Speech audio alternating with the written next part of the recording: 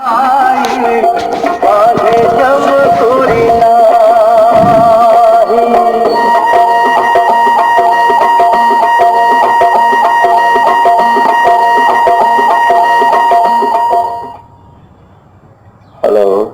Hello,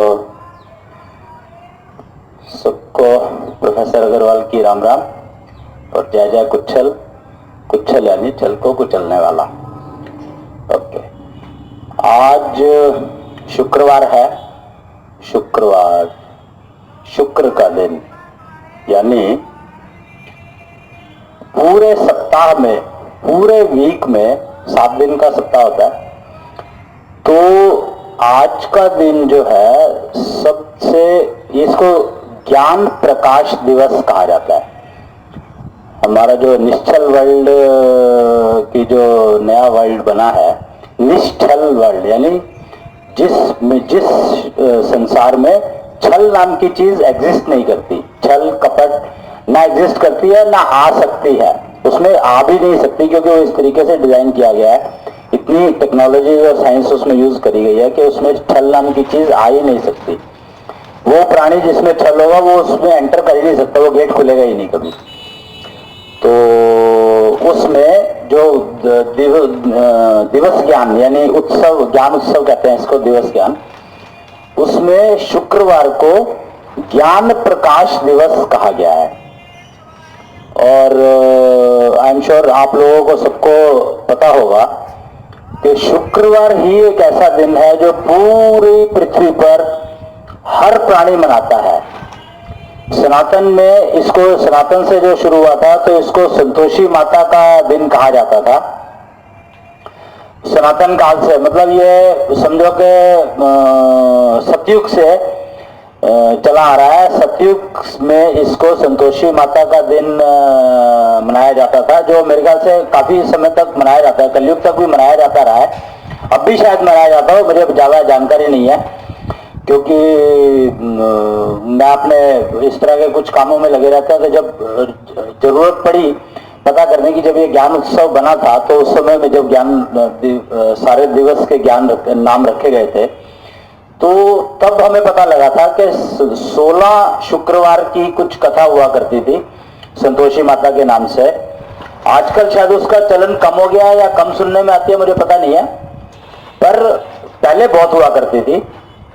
और बाकी सब रिलीजन्स में अगर आप देखो तो सब जगह पर शुक्रवार की एक अलग महत्वता बताई गई है, क्योंकि शुक्रवार, शुक्र का दिन, शुक्र मतलब, अब शुक्र को डिफाइन सबने अपने अपने तरीके से कर लिया होगा, लेकिन शुक्र जो है वो नेक्स्ट जनरेशन का प्रतीक है, सुंदरता का प्रतीक है, सौंदर्य। अगर आप थोड़ा सा आकाश की तरफ ध्यान से देखेंगे तो आकाश में प्लैनेट्स हैं, स्टार्स हैं, प्लैनेट्स हैं, सूर्य है, चंद्रमा है, और पता नहीं क्या क्या है, आकाश गंगा फलाना ठिकाना, दुनिया भर के नाम है, दुनिया भर की चीजें हैं वहां पर चंद्रमा, पूर्णिमा का चंद्रमा जो है सबसे ज्यादा अट्रैक्टिव लगता है। ये हर आदमी, हर इंसान इस बात को जानता है कि पूर्णिमा के चंद्रमा जो है वो एक बहुत ही मतलब अट्रैक्टिव पर्सनैलिटी दिखाई देती है, पूर्णिमा का चांद। और एक दूज का चांद काफी मशहूर है, कि दूज का चांद जो है वो भी पता काफी मशहूर है। अब कारण मुझे शायद पता नहीं है इस बात का कि दूज का चांद क्यों मशहूर है। हो सकता है कि उसका भी कुछ ना कुछ रीजन रहा होगा कि दूज का चांद बहुत मशहूर है। पर पूर्णिमा का चंद्रमा तो बहुत अट्रैक्टिव है ही, इसमें कोई शक नहीं है कि पूर्णिमा का जो चंद्रमा है वो बहुत अट्रैक्टिव लगता है, और हर एक को लगता है। ऐसा नहीं है कि मनुष्य जगत को, तकरीबन हर योनि के प्राणी को पूर्णिमा का चंद्रमा बहुत अट्रैक्टिव लगता है। और इस समय में तो इवन जल तत्व जो है उसका भी प्रभाव बहुत ज्यादा बढ़ जाता है, वो बहुत ज्यादा मतलब उसमें आ जाता है, जोश में आ जाता है। तो समुद्र में ज्वार भाटा, वो जो सब वो जो टेक्निक चलती है, तो चंद्रमा के, पूर्णिमा के चंद्रमा का बहुत एक महत्व है। लेकिन जब अट्रैक्शन की बात आती है तो अगर आप आकाश में देखेंगे, अगर आपको दिख जाए, वो दिखने वाली बात, दिखता है पर समझ में नहीं आता एक छोटा सा स्टार बिल्कुल अलग चमकता है, उसको प्रभात का तारा कहा जाता है। वो एक्चुअली तारा नहीं है, प्लेनेट है, और वो शुक्र ग्रह है। मतलब इस ब्रह्मांड में, पूरे ब्रह्मांड में सिर्फ विनस, शुक्र का ग्रह जो है वो ही इतना अट्रैक्टिव है कि वो पूर्णिमा का चंद्रमा भी उसके आगे फीका दिखाई देता है। मतलब आप हैरान होंगे, जो इस एस्ट्रोनॉमी के जो लोग हैं, जो चंद्रमा और ये स्टडी करते हैं स्टार्स की, अगर उनसे आप दूरबीन में देखते हैं जब वो, या नॉर्मल नेकेड आंख से देखोगे तो ही आपको पता लग जाएगा वैसे तो, कि जब ये ग्रह दिखाई देता है, शुक्र ग्रह दिखाई देता है, तो पूर्णिमा का चंद्रमा भी उसके सामने फीका दिखाई देता है। वो इतना अट्रैक्टिव है, इतना अट्रैक्टिव है, मरकरी कलर का वो रहता है, मतलब व्हाइट नहीं है, सिल्वर नहीं है, मरकरी कलर है उसका। और मरकरी कलर जो है अपने आप में एक यूनिक कलर होता है, उसको आप सिल्वर कलर नहीं कह सकते, सिल्वर और व्हाइट कलर नहीं कह सकते, मतलब I don't know.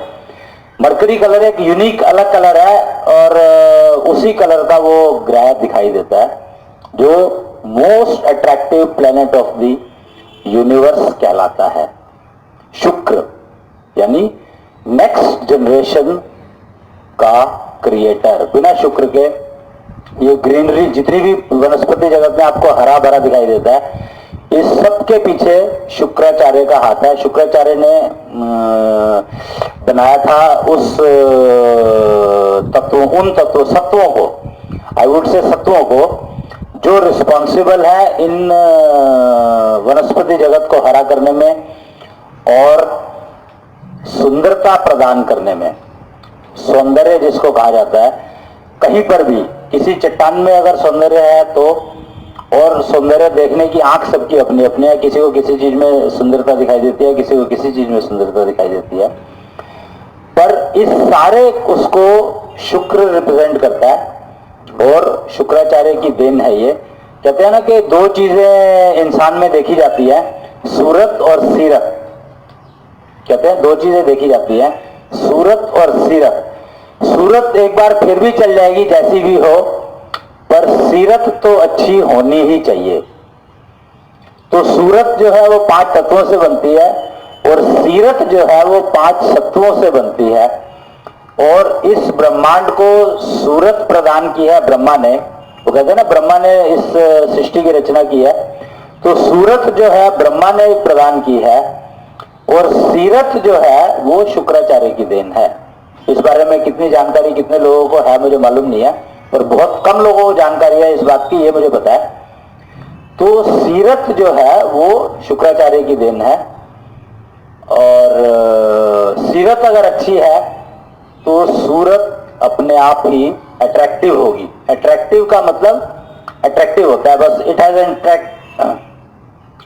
N attraction होता है जो अट्रैक्ट करती है। वो तो ऑरा एक ऐसी चीज है जो अट्रैक्ट भी करता है और प्रोटेक्ट भी करता है। ऑरा एक शब्द सुना होगा आप लोगों ने, ऑरा हो जाता है, वो कहते हैं ना, वो जो अगर आप कभी कुछ मूर्तियां या फोटोज देखोगे तो उसमें, जैसे बुद्ध की अगर आप फोटो देखोगे तो उसमें पीछे ना सफेद सफेद कुछ दिखाया होता है। ऐसे ही बहुत सारे देवी देवताओं के उसमें पीछे जो है कुछ सफेद सफेद सा दिखाया होता है, जिसका साइज अलग अलग रहता है, तो एक्चुअली उसको ऑरा कहा जाता है। तो वो ऑरा जो है सीरत की ही स्ट्रेंथ को रिप्रेजेंट करता है। मतलब जितनी सीरत अट्रैक्टिव ज्यादा होगी उतना ही ऑरा ज्यादा होगा।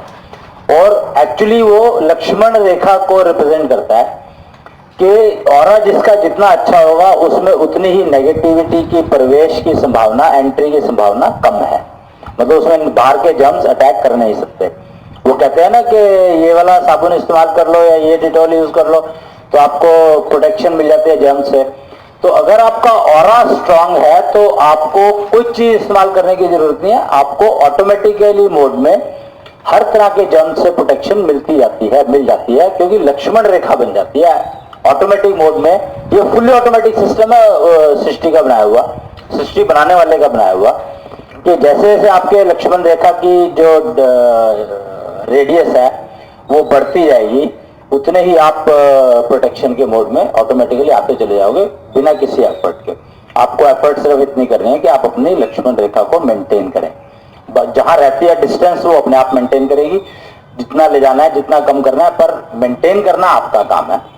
और वो मेंटेन करने के लिए 5 तत्वों में संतुलन लाना है, और 5 तत्वों में संतुलन लाना है। और 5 तत्वों में संतुलन लाओगे, आ जाएगा तो 5 तत्वों में संतुलन अपने आप आने लगेगा, क्योंकि आप संतुलन तत्वों में ला नहीं सकते, आपके कंट्रोल में नहीं है। मन कहते हैं ना, मन कंट्रोल में नहीं है, तो मन को कंट्रोल करने की जरूरत नहीं है। तत्व अगर 5 तत्व संतुलन में आ जाएंगे तो सत्व अपने आप आने लगेंगे, क्योंकि जिन दोनों ये जो तत्व और सत्व जुड़े हैं वो कुच्छल सेतु कहलाता है।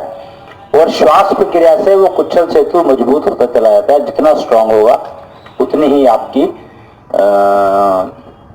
जो ये लक्ष्मण रेखा है अच्छी होती, डिस्टेंस अपना व्यास बढ़ाती चली जाएगी और स्ट्रांग होती चली जाएगी प्रोटेक्शन की। तो एक्सटर्नल जंप से बचने के लिए वो है। ये एक साधारण सी एक इंफॉर्मेशन है जो मैंने आपको शेयर की। खैर, आज ज्ञान प्रकाश दिवस है और आज 19 तारीख है, तो 19 सितंबर 2014 आज से हम लोगों ने यहाँ पर एक नया अभियान शुरू किया है, और उस अभियान का नाम है कंफ्यूजन एलिमिनेशन अभियान। यानी वही ज्ञान, जब आज ज्ञान प्रकाश दिवस है, तो ज्ञान की जब द्वीप प्रज्वलित हो जाएगा तो कंफ्यूजन नाम की चीज अपने आप चली जाएगी। तो ज्ञान कंफ्यूजन एलिमिनेशन प्रोग्राम अभियान हम लोगों ने आज से शुरू किया है। यहाँ रूफटॉप के पंचायत जी ब्लॉक से शुरू करा जा रहा है ये आज अभियान, और अभी बस इसको हम इंटरनेट पे डाल देंगे, इंटरनेट पे चला जाएगा इसकी इंफॉर्मेशन। वो यहाँ पर डिक्लेयर करने के बाद ही डलनी थी वो इंफॉर्मेशन, तो वो 2-3-4 बजे तक ये इंफॉर्मेशन चली जाएगी वहाँ पर। तो कंफ्यूजन एलिमिनेशन अभियान का मतलब है कि इस वातावरण से कंफ्यूजन एलिमिनेशन का कार्यक्रम शुरू कर दिया गया है कुच्छलपैथी द्वारा, और अपने अंदर का जो अज्ञान है या कंफ्यूजन है उसको एलिमिनेट करने के लिए आपको थोड़ी सी मेहनत आपको भी करनी ही पड़ेगी। वो कैसे करनी है कि वही श्वास प्रक्रिया का काम है, और वो भी हम लोग शुरू कर रहे हैं। मैं आज उसकी एक पहली प्रोसेस अभी बताऊंगा आपको कि आपको क्या शुरू करना है। अगर आप चाहें तो वो शुरू कर सकते हैं आज से, और इतवार से मतलब रविवार संडे को इतवार को सुबह 10:30 बजे हम लोग प्रैक्टिस का सेशन रखेंगे, श्वास पैथी की प्रैक्टिस का सेशन रखेंगे। आप अपने घर में बैठ के कर सकते हैं, पार्क में आना चाहे पार्क में आ सकते हैं, और अपने सबका इंडिविजुअल है क्योंकि सांस सबने अपना अपना लेना है, तो सबका अपना अपना है, तो जहां मर्जी बैठ के कर लो, जैसे मर्जी कर लो। पार्क में आने का एक ही एडवांटेज है कि हवा थोड़ी सी साफ मिलेगी। साफ तो सब जगह पर हवा सारी साफ है, पर घर के अंदर जो है ना वही हवा सर्कुलेट हो जाती है कई बार, तो उसकी थोड़ी एफिशिएंसी पूरी हो जाती है। पार्क में आके वो जो हवा है वो ओपन हो जाती है, तो वो फ्रेश हो जाती है। पेड़ पौधे थोड़े लगे हुए हैं तो वो अपने आप थोड़ा सा रिसाइकिल का प्रोसेस चलता रहता है। तो पार्क में आ रहे हैं तो बहुत अच्छा है, और नहीं आ पा रहे हैं तो आप घर में बैठ के भी कर सकते हैं इसको, कोई ऐसी बात नहीं। और खाली 10 मिनट की बात है, मतलब टोटल प्रैक्टिस 10 मिनट की है, और 2 इसमें भजन होंगे जो मैं बोल दूंगा। आपकी इच्छा आप रिपीट करना चाहें कर लें उसके पीछे पीछे, और नहीं तो कोई बात नहीं। भजन मैं बोल दूंगा, गाना मैं गा दूंगा, गीत मैं गा दूंगा, अब मेरी आवाज ऐसी भी झेलनी तो पड़ेगी। और लेकिन श्वास की प्रक्रिया की प्रैक्टिस आप अपने आप कर सकते हैं, मैं बताता जाऊंगा। और ये क्या कैसे फायदा पहुंचाती है उसकी जानकारी भी मैं साथ के साथ दे दूंगा आपको। मेरे वीडियोस बने हुए हैं इसके ऊपर, तो वो इन्फॉर्मेशन मैं दे दूंगा। बहुत सारे लोगों को मैंने दिया है, मतलब चलता रहता है, इंटरनेट के ऊपर फ्री अवेलेबल है। अगर चाहो तो आप शुक्रविनustv.com से उस वीडियो को डाउनलोड भी कर सकते हो, और चेक भी कर सकते हो, टेस्ट भी कर सकते हो, मतलब यूज भी कर सकते हो। तो यहाँ पर मैं संडे को 10:30 बजे वो सेशन शुरू करूंगा प्रैक्टिस का भी। तो ये जानकारी शेयर करनी थी। कल मेरी प्रधान जी से बात हो रही थी, तो मैंने उनको ये पूछा, मेरा वो करने शुरू करना तो चाह रहा था मैं, पर मैं टाइम पूछना चाह रहा था कि टाइम सुटेबल क्या रहेगा। तो ग्रोवर जी से मेरी बात हुई थी, तो ग्रोवर जी ने कहा 10:30 का टाइम बहुत अच्छा रहेगा, क्योंकि उस टाइम पे तकरीबन सब लोग या तो नाश्ता कर चुके होते हैं और तकरीबन फ्री होते हैं 10:30 के आसपास से। तो 10-15 मिनट लगा सकते हैं सारे के सारे, कोई ऐसी दिक्कत वाली बात नहीं है। तो मैंने कहा चलो ठीक है, लेक्चर का काम जो है मैं उसके बाद कर लूंगा, आप 10 मिनट का सेशन आप अटेंड कर लें, क्योंकि मेन कंसर्न मेरा लेक्चर नहीं है। लेक्चर तो कहीं भी सुन सकते हो आप, और सुन ही लोगे, नहीं भी सुनोगे तो कोई खास फर्क पड़ेगा, पड़ने वाला शायद है कि नहीं है मुझे नहीं मालूम। पर श्वास प्रक्रिया अगर आप सीख लोगे और उसकी प्रैक्टिस कर लोगे तो डेफिनेटली आप कंफ्यूजन एलिमिनेशन का काम तो आपकी जिंदगी से शुरू हो ही जाएगा। और जब आप खुद करने लगेंगे तो घर में आपके वातावरण इतना अच्छा होने लगेगा। और आई एम श्योर अगर हम लोगों ने ये प्रैक्टिस जारी रखी तो 15-20 दिन, 40 दिन की बात करता हूं मैं, 40 दिन बहुत ज्यादा लगता है मेरे को, पूरा हमारा जो स्क्वायर है, पूरा स्क्वायर की बात कर रहा हूं मैं, पूरे स्क्वायर में अगर हमने इस प्रक्रिया को अडॉप्ट करके और शुरू कर दिया, जी ब्लॉक के खाली स्क्वायर की बात कर रहा हूं, तो वो ही पूरी कालका जी को पॉजिटिव वाइब्रेशंस देने के लिए काफी है।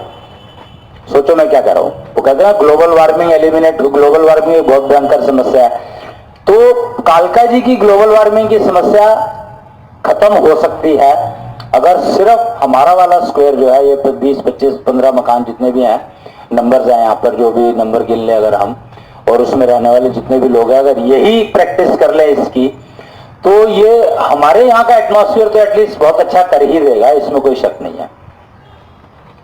तो बाहर से जो आने वाले लोग हैं, उनका भी जो मन है, जब वो इस एरिया में एंटर करेंगे तो उनके मन के अंदर जो दुष्प्रभाव ऑलरेडी है, या कोई गलत या कोई इस किस्म की भावना है, तो वो भावना ही उनकी मर जाएगी। उस तरह की भावना ही यहां पर जनरेट नहीं होगी, ये पक्की बात है। तो कंफ्यूजन नाम की चीज रहेगी नहीं, कम से कम हमारे मोहल्ले में। तो मैं एक ये मैसेज देना चाहता था आप लोगों को कि 10:30 बजे से हम लोग ये प्रैक्टिस शुरू करेंगे, इतवार, रविवार, संडे से। तो देख लीजिएगा, आप अगर टाइम निकाल सकते हैं तो पार्क में, नहीं तो अपने घर में बैठ के भी कर सकते हैं, कोई ऐसी बात नहीं है। वो अगर आपको याद होगा तो आज से 2 साल, 2.5 से 3 साल पहले हम लोगों ने हवन की प्रक्रिया शुरू की थी। तो वो हवन हमने जो है, उसके बाद वो बंद हो गया था। तो एक्चुअली वो बंद हुआ नहीं था, बंद किया गया था, क्योंकि हवन करने से अग्नि तत्व प्रधान होता है। तो वो उतने दिन किया गया था हवन, जिससे कि हम, वो बीज डाला गया था, सीडिंग करी गई थी इस इलाके को शुद्ध करने के लिए। तो उसका बीज डल के अब वो फल के रूप में आ चुका है। तो वो फल ही है जो मैं तुम्हें, आप लोगों को दे रहा हूं। वो हवन मैंने ही शुरू कराया था, और उसके जो फल, वो उस वृक्ष के जो फल आया है, वो आजकल जो मैं ये आपको ये लेक्चर और ये जो कुछ भी दे रहा हूं, वो फल ही आप लोगों को बांट रहा हूं।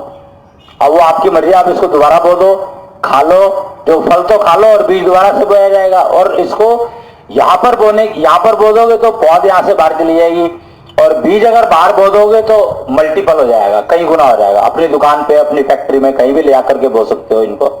तो ये आपको, मतलब उस वातावरण को, उधर के वातावरण को भी, आपकी दुकान पर है जैसे, तो आप वहां पर बो सकते हो इसको, जहां चाहो वहां। फल तो एक बीज फूटता है तो हजारों फल देता है, और हर साल देता है। तो हजारों बीज अगर यूज करने लग जाओ आप, तो आप सोच सकते हो कि क्या पूरा संसार को ठीक करने में 40 दिन में पूरा संसार ही ठीक हो जाएगा। मतलब सोचो कि 40 दिन में तो पूरा संसार ही ठीक हो जाएगा, क्योंकि एक ही बार में इतने फल निकलते हैं कि उसमें से इतने बीज निकलते हैं कि वो सब प्लांट होते चले जाएंगे, और अपने अपने टाइम पे आते ही खटाखट काम अपने आप ही मल्टीप्लाई होता चला जाएगा, कुछ करने की जरूरत ही नहीं है। वो कहते हैं कि शिव बीज रूप कहलाते हैं। बीज रूप शिव जो है, बीज रूप का नाम शिव है। और शिव ने जब ये सृष्टि की शुरुआत करनी थी, तो सबसे पहले शिव ने कहा, ये सृष्टि बनने से पहले की बातें हैं, अब समझ में तो आ ही जाएंगी क्योंकि इतनी सिंपल है और सब सुनी हुई है सबने। मतलब मैं पहली बार नहीं कह रहा हूं इस बात को, मैं रिपीट ही कर रहा हूं इस बात को, कि शिव ने कहा था कि एक से अनेक हो जाऊं। इसका अर्थ क्या है? एक से अनेक, यानी शिव बीज रूप में खुद चले गए थे और उन्होंने इससे पहले अपने आप को कहा था कि मैं एक से अनेक हो जाऊं, यानी 84 लाख योनियां। अनेक का मतलब है 84 लाख योनियां। सिंपल साधारण सा गणित है, मैथमेटिक्स है। और ये शिव ने सृष्टि शुरू होने से पहले कई चीजें करी गई थी। तो उसमें जो 5 तत्व थे वो थे, तैयार किए गए थे, जिसके ऊपर सृष्टि की रचना होनी थी। और सत्व सीरत तैयार कर दी गई थी कि हर योनि की ये सीरत रहेगी, वो शुक्राचार्य ने की थी। प्लैनेट्स, ग्रह आदि, स्टार सब कुछ तैयार कर दिए गए थे। और जो योनियों की जो बीज थे वो तैयार हो गए। उसके लास्ट काम जो शिव ने किया था वो यही किया था, एक से अनेक होने का, यानी 84 लाख बीज तैयार हो गए थे। और उन बीज को फोड़ने का काम ब्रह्मा ने किया था। ब्रह्मा ने सृष्टि की रचना की, तो एक्चुअली उन्होंने उन बीजों को, सारे बीज जो थे उन बीज को फोड़ने का काम किया था सृष्टि के सृजन के लिए। तो इस तरीके से सृजन हुई। तो बिग बैंग एक शब्द सुना होगा आपने।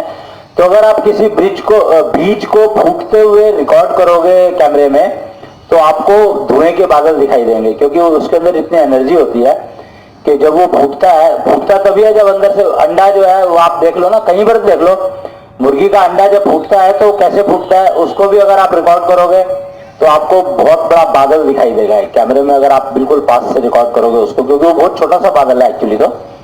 पर जब उसको आप मैग्नीफाई करोगे तो वो बादल दिखाई देगा आपको। तो वो बादल के ऊपर क्योंकि कैमरा लगा है, तो बादल के नीचे क्या हुआ वो नहीं पता लगेगा, क्योंकि कैमरा ऊपर लगा है। और नीचे जो है अंडा फूटा और उसमें से वो अंकुर फूट के बाहर आ गया। बीज फूटा तो अंकुर निकला, और अंडा फूटा तो उसमें से चूजर निकला। तो डिपेंडिंग ऑन योनि, कौन सी योनि है उसके हिसाब से वो शरीर उसमें से बाहर निकल आएगा। तो ब्रह्मा, वो कहते हैं ना कि 3 वाक्य हैं, वेदों के 3 वाक्य कहे गए हैं। ओम तत्सत,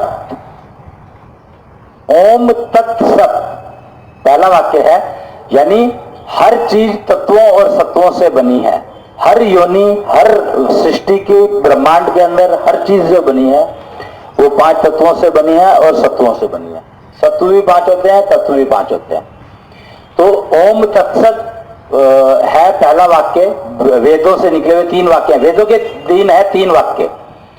ओम तत्सत पहला वाक्य है, यानी सब चीज तत्वों सत्वों से बनी है।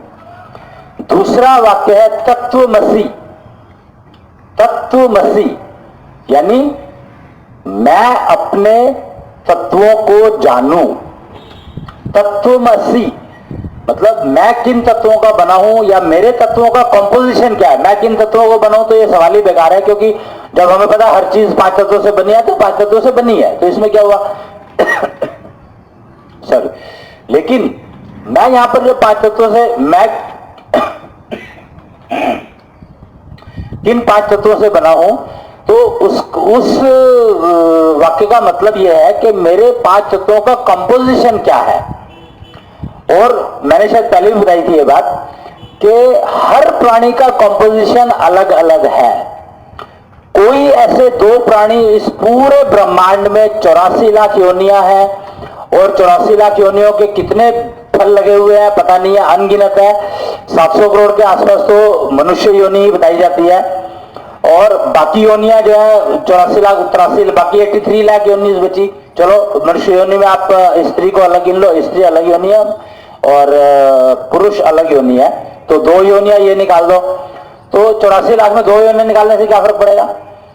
तो 84 लाख योनियां और उनसे बने वो वृक्ष बने और उनसे बने फल जितने भी हैं, जितनी भी क्वांटिटी हो सारे गिन लो। मतलब मच्छर गिन लो, वो भुनगे गिन लो, और जल समुद्र में जितने भी योनियां हैं वो सब गिन लो।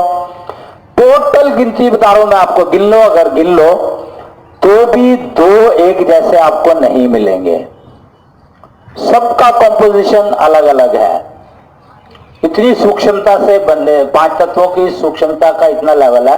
और इसका अगर आप चाहो तो मैथमेटिक्स भी बता सकता हूं मैं आपको कि डेसिमल के लेफ्ट साइड में 7 डिजिट आ सकती हैं। डेसिमल के अंक की बता रहा हूं मैं, आपको नंबर की बता रहा हूं कि कंपोजिशन कितनी योनियों के कितने फल संभव है, इससे अंदाजा लग जाएगा आपको कि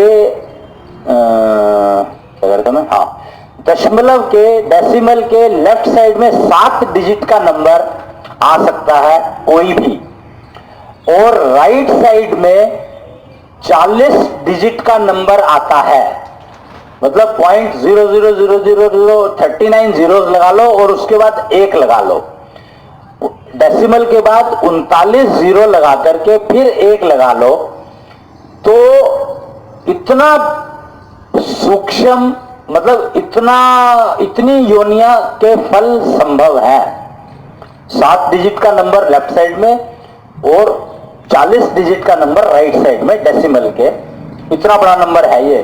तो इतना कंपोजिशन का फर्क है। अगर इतने कंपोजिशन के लोग तैयार हो जाएंगे, चीजें तैयार हो, योनिया के फल तैयार हो जाएंगे, उसके बाद रिपीट होने की संभावना आती है। ये यहां तक तो हम लोग गणित कर चुके हैं। ये सारा गणित जो है, आप हैरान होंगे, मैं आपको ये इंफॉर्मेशन बता दूं कि ये सारा गणित हम लोगों ने रावण ज्ञान से निकाला है। रावण ज्ञानी था, तो हमने जब ये रिसर्च शुरू की कि रावण को ज्ञान क्या था, तो हम लोग हैरान परेशान और पता नहीं क्या क्या रहा, हमारा बहुत टाइम लगाया हम लोगों ने इसमें। पर यहां तक हम लोग पहुंच पाए कि योनियों का फलों का रेपिटेशन तब होगा जब ये नंबर जो है क्रॉस हो जाएगा। और ये नंबर क्रॉस होने के लिए, जब मनुष्य योनि की पॉपुलेशन का खाली बता सकता हूं मैं, कम से कम 21,000 करोड़ हो जाएगी, तो जाकर के एक संभावना बनती। और इसी रेशो में बाकी सारी योनियां बढ़े। सेम रेशो में आज 700 करोड़ है और 21,000 करोड़ की बात कर रहा हूं मैं। तो 21,000 करोड़ जब मनुष्य योनि की गिनती हो जाएगी, अगर हो जाएगी तो इसी प्रोपोर्शन में सारी योनियां अगर बढ़े, तो समझो कि रेपिटेशन की चांस 12% है। तकरीबन 12% के आसपास बैठेगा। वो भी 100% नहीं है, 12% के आसपास बैठेगा तब भी। तो ये मैथमेटिक्स है उसका। आज ज्ञान प्रकाश दिवस है, तो आज थोड़ा सा मैथमेटिक्स की बात भी होगी। वैसे मैथमेटिक्स के बिना ज्ञान होता नहीं है। ज्ञान का मतलब यह है कि उसको समझने के लिए मैथमेटिक्स चाहिए ही चाहिए। तो इसलिए मैंने थोड़ा सा बता दिया आपको। और श्वास प्रक्रिया का मैंने आपको बता दिया कि इतवार को प्रैक्टिस रहेगी इसकी। और इसके अलावा जो मैं अब आपको थोड़ा सा और जानकारी देता हूँ, वो इसमें कहा है, वही कबीर जी वाली पुस्तक है मेरे पास, वाणी टेक्नोलॉजी गुरु की जुबानी। वो कहता है कि कवर पेज पे, मैं कवर पेज से आगे नहीं जा पा रहा है, कमाल है, कवर पेज पे इतना लिखा हुआ है। कहते हैं, कथा हूं कहत जात हूं कहत बजाए ढोल, श्वास तो खाली जात है 3 लोक का मोल। कमाल है। कथा हूं कहत जात हूं कहत बजाए ढोल, श्वास तो खाली जात है 3 लोक का मोल। वो कहते हैं ना, 3 लोकों की बात की जाती है ज्यादातर अगर आप बाजार में कभी बात करो तो 3 लोक की बात की जाती है। कौन सा लोक? एक भूलोक पृथ्वी जहां पर हम रहते हैं, और एक पाताल लोक जो समुद्र की तलहटी के नीचे है, समुद्र के तल के नीचे है, और एक स्वर्ग लोक। अब स्वर्ग लोक मतलब आकाश को कह देते हैं। आकाश का नाम दे रखा है स्वर्ग लोक, और पाताल का नाम दे रखा है पाताल लोक, और भूमि जहां पर हम रहते हैं, तो 3 लोक कहे जाते हैं। अब 3 लोक का मोल, श्वास तो खाली जात है 3 लोक का मोल।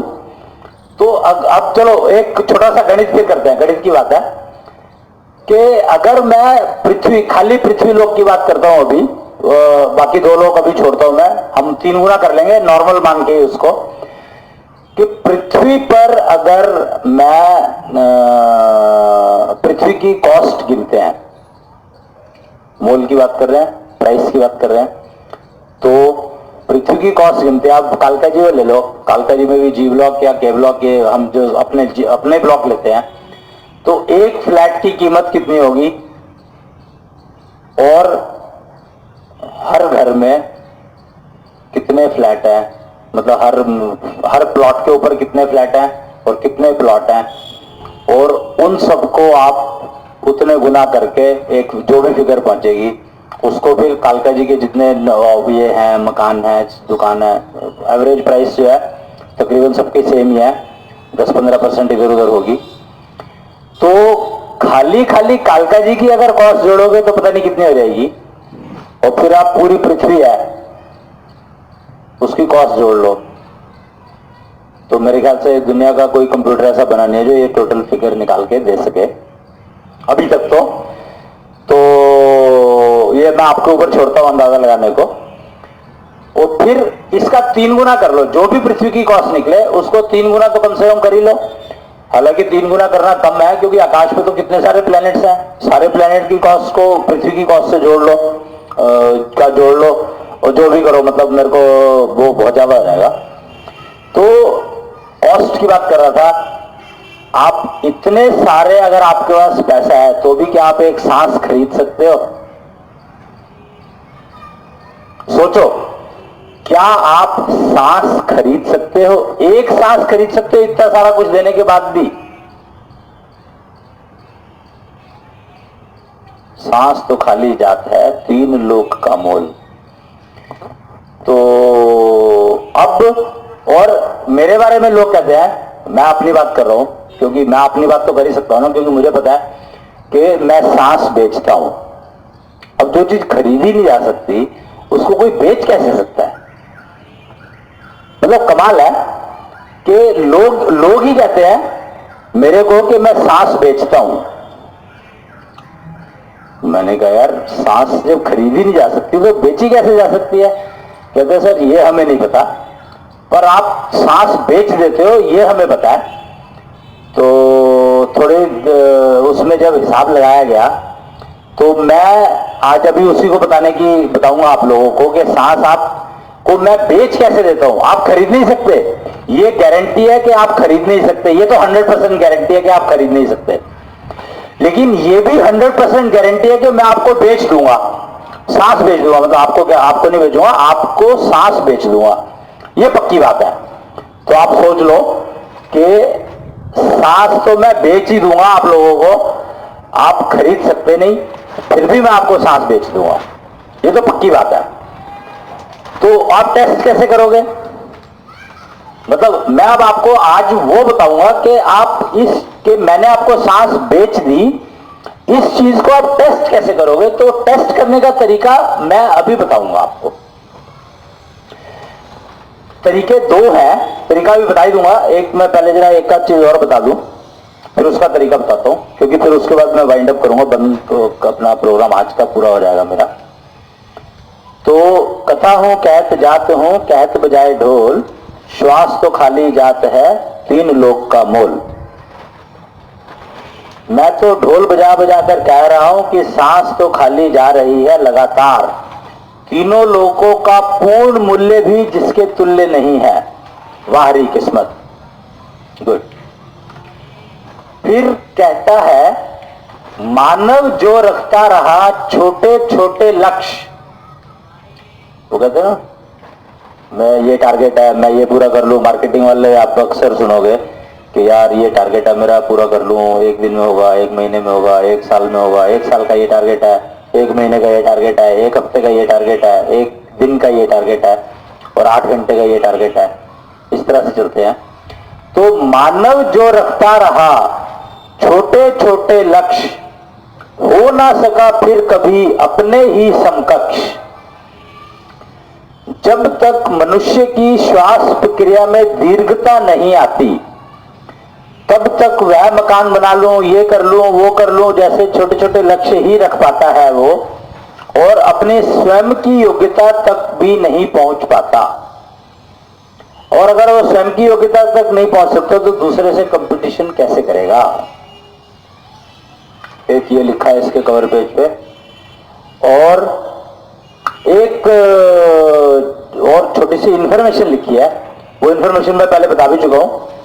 शरीर बनाने वाले तत्व आकाश, पृथ्वी, जल, वायु, अग्नि, और शरीर चलाने वाले तत्व या सत्व कहते हैं जिनको, मन, विचार, बुद्धि, ऊर्जा, जीवात्मा।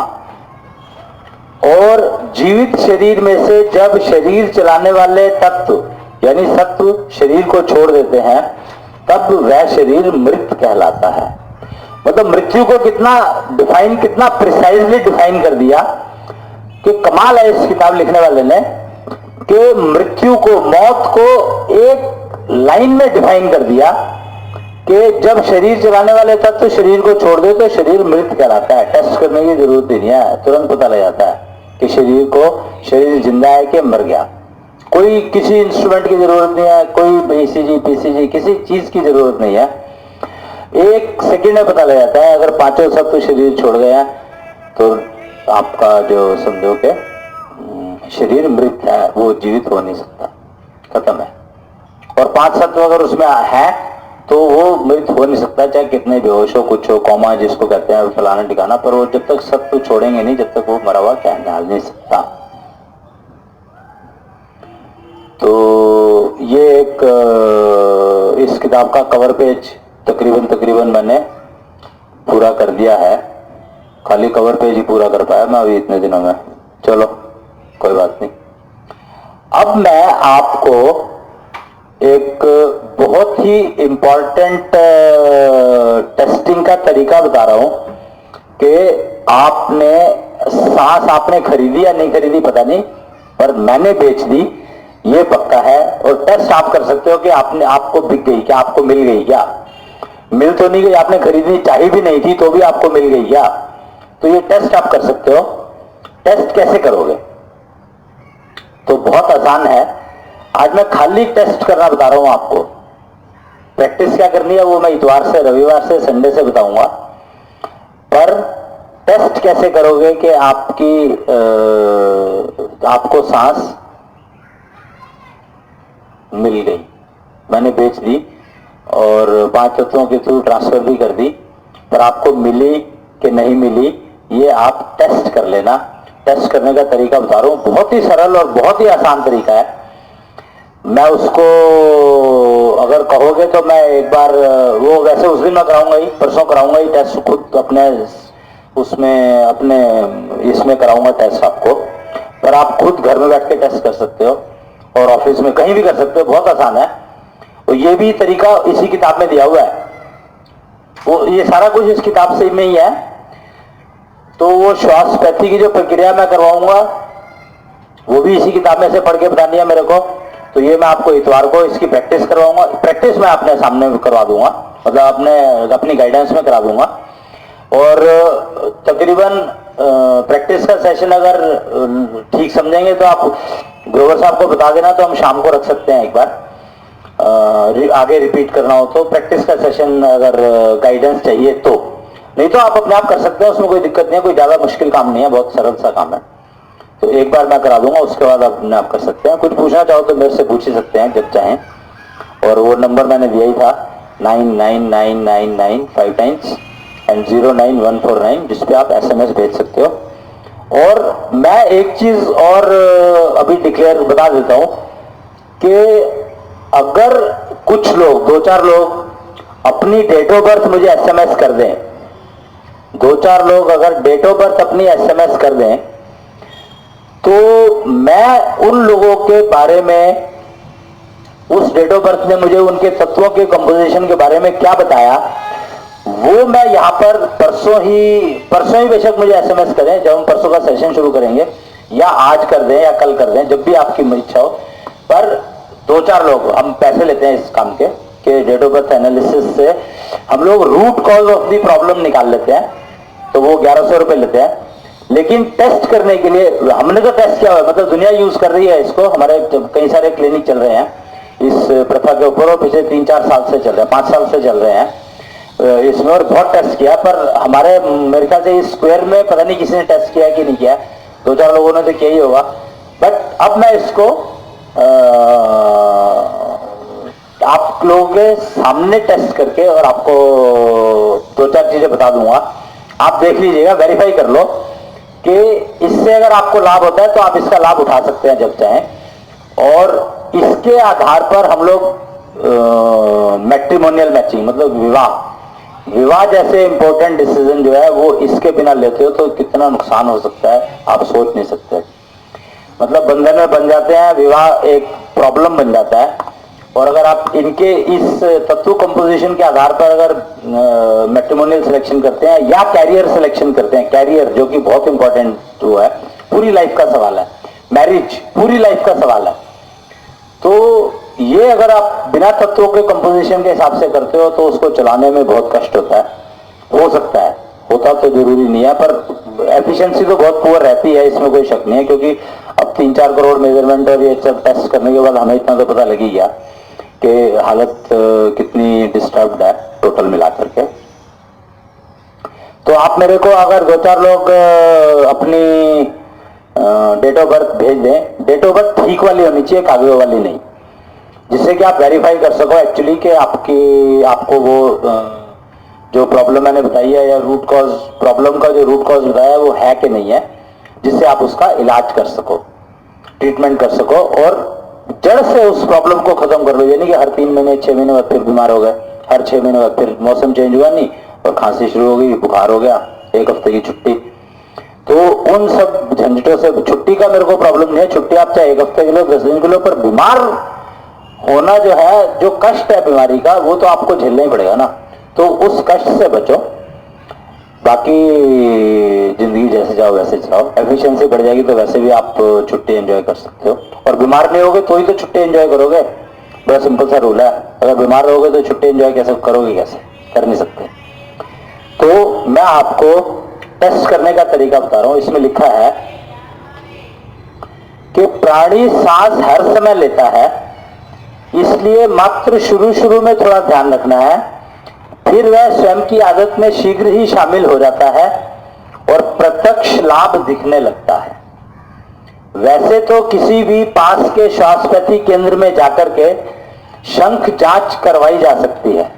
हाँ, तो एक मैं जैसे बता रहा था कि एक इंस्ट्रूमेंट है शंख मीटर। शंख मीटर करके एक इंस्ट्रूमेंट है, जैसे थर्मामीटर है ऐसे ही शंख मीटर है, बस शंख मीटर डिजिटल है और थर्मामीटर जो है वो होता था, वो मरकरी वाला जो मुंह में लगाया जाता था, फलाना ठिकाना कराया जाता था। ये नाड़ीज्ञान के ऊपर है शंख मीटर, और वो जो है स्किन से टेस्ट करते थे, स्किन पे लगा करके, तो वो टेम्परेचर टेस्ट करने का काम आता। और ये आपकी इम्यूनिटी चेक करने का काम आता है। शंख मीटर जो है वो शंख जो है इम्यूनिटी का मेजरमेंट है, तो शंख मीटर से आप इम्यूनिटी चेक कर सकते हो। और जैसे जैसे आपकी सांस आपको मिलती चली जाएंगी, बचती चली जाएंगी, मतलब आप खरीदते चले जाओगे, जो कि कंपलसरी बेच रहा हूं मैं, सोचो मैं कंपलसरी बेच रहा हूं, आप खरीदो या ना खरीदो, बेच तो मैं दूंगा ही। तो जैसे जैसे आपको ये सांस मिलती चली जाएंगी वैसे वैसे आपकी इम्यूनिटी लेवल बढ़ता चला जाएगा। जो कि मेजरमेंट का तरीका है शंख, डिजिटल शंख मीटर से आप मेजरमेंट करा सकते हैं जहां चाहें। 50 रुपए लगते हैं खाली, बहुत सारे सेंटर लगे हुए हैं पूरे वर्ल्ड के अंदर जहां मरीज चेक कर सकते हो। और सांस खरीदी के नहीं खरीदी गई के नहीं खरीदी गई, उसको टेस्ट करने का तरीका यह है कि घड़ी तो सबके घर में है ही, और नहीं तो मोबाइल में घड़ी है, घड़ी आपको हर जगह मिल जाएगी। आप दिन में किसी भी समय अपनी श्वास प्रक्रिया को किसी भी घड़ी के सामने खड़े होकर गिने कि आपने 3 मिनट में कितने सांस लिए। इसको हम लोग 3 मिनट काउंट बोलते हैं। तो आपको गिनना है कि आपने 3 मिनट में कितने सांस लिए। इसके डेडिकेटेड इंस्ट्रूमेंट्स भी अवेलेबल है मार्केट में, 3 मिनट काउंटर बोलते हैं उसको, पर वो मुझे पता नहीं कहाँ मिलेंगे, मिल रहे हैं नहीं मिल रहे हैं, उसके प्रोडक्शन की वो मुझे मालूम नहीं है क्या पोजीशन है, मतलब मुझे आइडिया नहीं है बिल्कुल। हालांकि वो टेक्नोलॉजी मेरी डेवलप की हुई है और मैंने ही दी थी, पर अब वो प्रोडक्शन कहाँ हो रहे हैं कहाँ नहीं हो रहे हैं मुझे नहीं मालूम। और वो मैंने टेक्नोलॉजी बेच दी थी। तो आपको तो घड़ी के हिसाब से चलो ना, मैं घड़ी के हिसाब से बताऊंगा, क्योंकि घड़ी जो है सबके पास अवेलेबल है और इंस्ट्रूमेंट खरीदने की जरूरत नहीं है, फ्री में ही काम हो जाएगा। कि घड़ी के सामने खड़े हो जाएं, 3 मिनट का ध्यान रखें। घड़ी में 3 मिनट हो जाएंगे, 3 मिनट आपको बता देगा कि जब शुरू किया आपने उस टाइम सुई 12 पे हो, सेकंड की सुई, और 1 बार घूमी, 2 बार घूमी, 3 बार घूमी, तीसरी बार जब सर्कल पूरा कर ले तो 3 मिनट हो गए। और आपको करना क्या है कि आपको गिनती गिननी है सांसों की, और सांसों की गिनती मतलब सांस अंदर लिया 1 और बाहर छोड़ा 2। समझो मैं क्या कह रहा हूं, सांस अंदर लिया तो 1 और सांस बाहर छोड़ा तो 2, और सांस को रोकना नहीं है, और प्रक्रिया नॉर्मल होनी चाहिए। ये नहीं कि आप गिनती गिनने लगे 1 2 3 4 5 6 7 8 सांस को रोक के बैठ गए ना, वो नहीं करना है, वो नहीं करना है। आपको सिर्फ नॉर्मल सांस लेने हैं और गिनती गिननी है उंगलियों के ऊपर, मन में गिनने की जरूरत नहीं है, कुछ नहीं करना है, सिर्फ उंगलियों पे गिनती गिनते चले जाओ। और सांस अंदर लिया तो 1 और सांस बाहर छोड़ा तो 2, सांस अंदर लिया 3 फिर 4, इस तरीके से गिनना है। ये नहीं कि सांस लिया और छोड़ा और 1 हुआ, वो नहीं करना है। सांस लिया 1, सांस छोड़ा 2, सांस लिया छोड़ा और 1 2 3 4 5, इस तरीके से गिनती गिननी है। और 3 मिनट में कितने सांस हो गए टोटल, उसको डेट और नंबर ऑफ सांस गिनती रिकॉर्ड करनी है।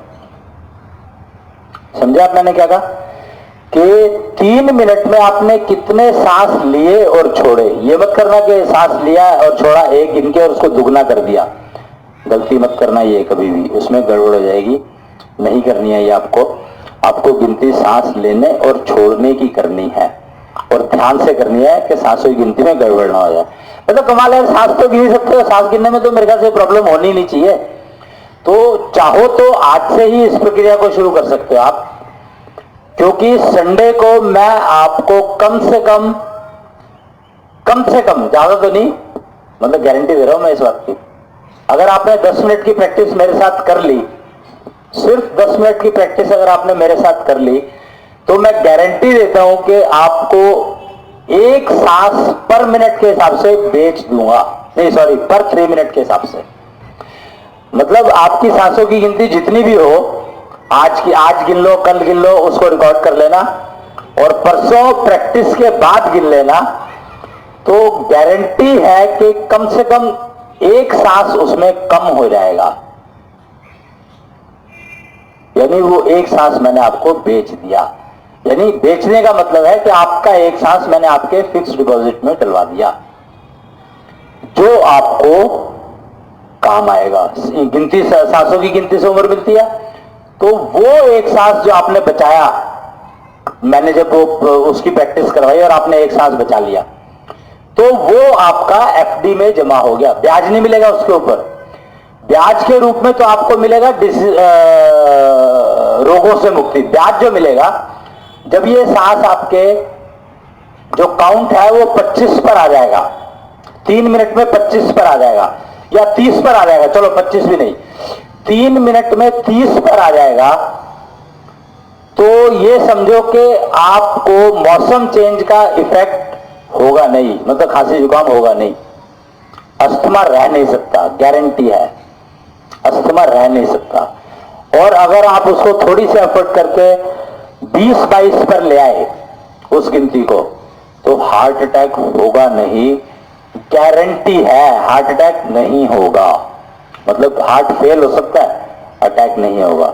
और हार्ट फेल का मतलब है जिस दिन पूरे हो गए, गिनती पूरी हो गई सांसों की, तो जाना ही है। तो हार्ट फेल हो सकता है पर हार्ट अटैक कभी नहीं होगा, होगा ही नहीं, कभी भी नहीं होगा। अगर आप अपनी सांसों की गिनती को 20 और 22 पर ले आए, और अगर आप इसको 18 से नीचे ले आए, मतलब 15 और 18 के बीच में ले आए, 3 मिनट के काउंट की बात कर रहा हूं, और लेना 1 छोड़ना 2, इस तरीके से काउंट करना है। अगर आप इसको 3 मिनट में 15 से 18 के बीच में ले आए, तो कैंसर नाम की चीज आपकी जिंदगी में आ नहीं सकती। आ नहीं सकती, पैरालिटिक अटैक होगा नहीं, गारंटी है। पैरालिटिक अटैक नहीं हो सकता, किसी भी हालत में नहीं हो सकता। एड्स नाम की चीज तो दूर दूर तक सवाल ही नहीं उठता, मीलों दूर, समझो मीलों दूर। जर्म्स नाम की चीज आपके ये सोच लो कि यहां से अगर आप नापो तो गोल चक्कर से परे परे रहेगी, गोल चक्कर से इधर आ नहीं सकती, आपको नहीं अटैक कर सकती। गोल चक्कर की उधर चाहे जितनी मर्जी हो, पर आपको अटैक कर नहीं सकती। दोनों गोल चक्कर की बात कर रहा हूं मैं। दोनों गोल चक्कर के बीच में आप हो तो आपको वो बाहर की जो नेगेटिविटी है वो अटैक कर नहीं सकती। अगर आप अपनी इस सांस की काउंट को 15 से 18 के बीच में ले आते हो तो क्या करोगे आप लोग कि एक रिकॉर्ड शुरू करोगे, अपना करो, बच्चों का करो, घर में बड़ों को करवाओ, आप जिसको करो, जिसको आपकी मर्जी है, ऑफिस में कराओ, दुकानों पे कराओ, अपने स्टाफ को कराओ, फैक्ट्री में कराओ, मतलब ओपन कर दिया। मैं आज से ओपन कर रहा हूं बिल्कुल कि ये टेस्ट जो है एक ऐसा टेस्ट है जो कोई भी कर सकता है, कभी भी कर सकता है, दिन में एक बार करना है। पूरी उम्र आप लगा लो हिसाब के, आप रोज करना है आपको, और पूरी उम्र करो इसको। जितना करोगे और 3 बार कर लोगे तो और फायदा होगा। तो जो बीमारियां ऑलरेडी है उनसे रिकवरी मिल जाएगी, उनसे निजात मिल जाएगी, छुट्टी मिल जाएगी। पर टेस्ट ही करना शुरू करो तो आपको अपनी जिंदगी के बारे में कुछ चीजें, बहुत सारी चीजें ऐसी जो हिडन थी, वो छुपी हुई थी, वो निकलनी शुरू हो जाएंगी। तो ये मुझे आज बताना था क्योंकि आज ज्ञान प्रकाश दिवस है और शुक्रवार का दिन है। और ये जो मैंने आपको सब कुछ बताया है, ये एक ना सत्यनारायण की कथा हुआ करती थी। एक संतोषी माता का व्रत रखती थी औरतें, और सत्यनारायण की कथा हुआ करती थी जिसको पूरा परिवार सुना करता था। तो वो भी शुक्रवार को ही हुआ करती थी। तो ये समझो कि आज से मैंने वो सत्यनारायण की कथा के पंचायत के साथ सत्यनारायण की कथा भी जोड़ दी। अब हर शुक्रवार को सत्यनारायण की कथा में हम कोई नई बात किया करेंगे, नया किया करेंगे, और समय वही रहेगा 10:30 बजे का। तो ये सत्यनारायण की कथा है, और एक्चुअली शाम को भी होनी चाहिए। सत्यनारायण की कथा जो है 2 टाइम है, या तो 10:30-11 बजे के आसपास करो, या शाम को 4:20 का वैसे एग्जैक्ट टाइम रहता है। तो 4:20 के आसपास, मतलब 4:30 के आसपास शुरू कर लो, 4 से 4:30 के बीच में कभी भी शुरू कर लो तो अच्छा रहता है। अगर आप लोग चाहे तो शाम की सत्यनारायण की कथा भी इसको रिपीट किया जा सकता है, पर इसके लिए आप लोगों को प्रधान जी से रिक्वेस्ट करनी पड़ेगी। प्रधान जी कहेंगे तो करूंगा मैं शुरू। तो उसको रिकॉर्ड ही लगाना वैसे तो मेरे को, तो मैं ये लगा सकता हूं, और पर प्रधान जी के कहने पर ही लगाऊंगा। और इसके साथ ही आज की उसको हम लोग वो कर रहे हैं विराम, और विराम कह लो, कुछ भी कह लो यार, अपना घर की बात है। तो कल फिर मिलते हैं, और परसों का आप याद रखना कि परसों से हम लोग जो है प्रैक्टिस करेंगे 10:30 बजे सुबह, 10:30 बजे।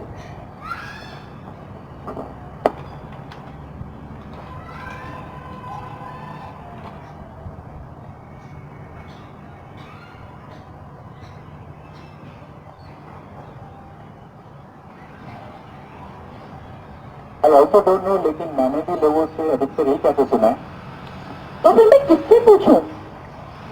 मेरे ख्याल से तुम्हें ये सवाल अपने गुरु जी आके पूछना चाहिए। Can you tell me who is guru ji? देखो बेटी, गुरु वो होता है जो आपको ज्ञान दे। पापा, 2 दिन पहले मैंने स्कूल में बहुत बड़ा पोस्टर लगा देखा जिसमें समय चक्र के बारे में लिखा था। अच्छा, और क्या लिखा था उसमें? भारतीय संस्कृति के आधार बिंदु को जाने, नो द टेक्निकली परफेक्ट भारतीय संस्कृति बेस्ड ऑन एम्बेडेड टेक्नोलॉजी। भारतीय संस्कृति बेस्ड ऑन एम्बेडेड टेक्नोलॉजी, ये तो काफी दिलचस्प बात है। और उसमें वेट के बारे में भी लिखा था, we verify, we employ and enjoy the daily basis.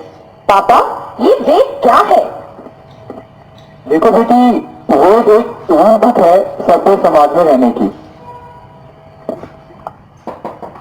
अच्छा, इसीलिए उसमें लिखा था वर्ल्ड इज नॉट अ बाजार but a most beautiful and worth living place. वो तो काफी अच्छी बात लिखी थी और ये सही भी है। वैसे उसमें क्या कुछ और भी था? उसमें आकाश, जल, वायु ऐसा कुछ भी लिखा था। तो क्या ये समय चक्र लाइफ साइकिल से जुड़ा हुआ है? एक्चुअली बेटी, ये आकाश, पृथ्वी, जल, वायु, अग्नि जो है वो 5 एलिमेंट है जिससे शरीर बनता है। तो क्या उसमें कुछ मन, आत्मा के बारे में भी लिखा था?